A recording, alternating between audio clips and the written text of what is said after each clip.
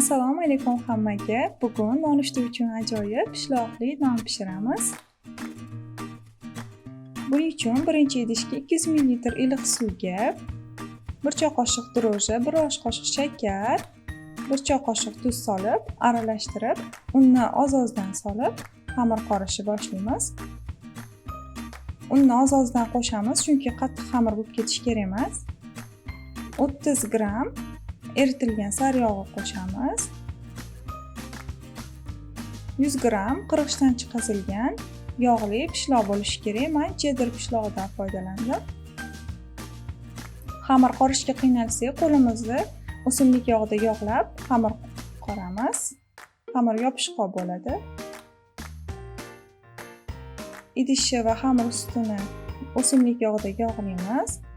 Ustini yopamiz va 1 soatga iliq joyda qoldiramiz.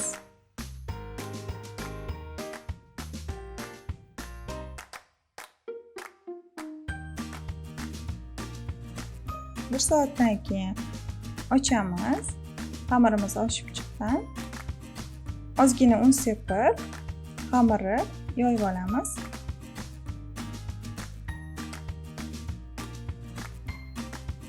Xamir taxminan 1 cm atrofida yoyiladi, 1 cm qalinlikda yoyiladi.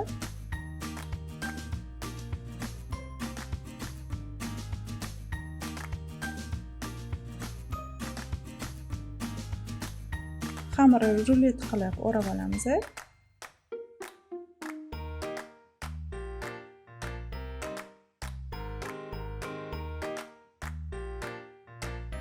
Chetlarini yaxshilab yopib chiqish kerak, xamiri ochilib ketmasligi kerak.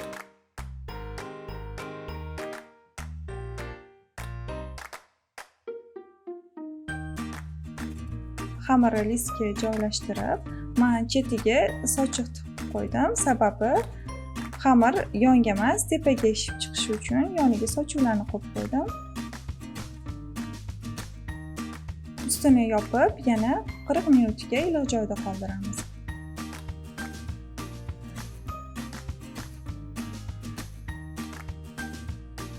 Qirq minutdan keyin ustiga sut surdim, oddiy sut.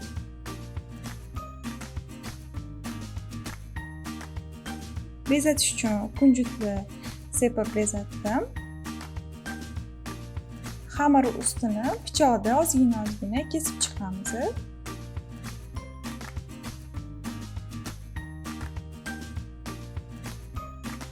200 darajada qizdirilgan duxovkada 20-25 minut yoki usti qizarguncha pishirib olinadi.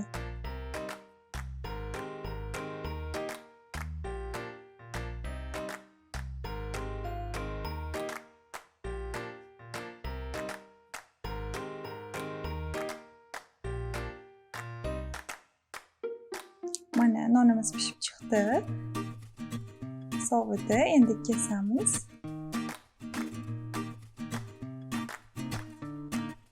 Juda ham mazali, juda ham yumshoq, xushbo'y non bo'ladi. Albatta tayyorlab ko'ringlar, sizlarga ham yoqadi. Retseptimiz yoqqan bo'lsa, kanalimizga obuna bo'linglar, like bosinglar va fikringizni yozib qoldirishni unutmanglar.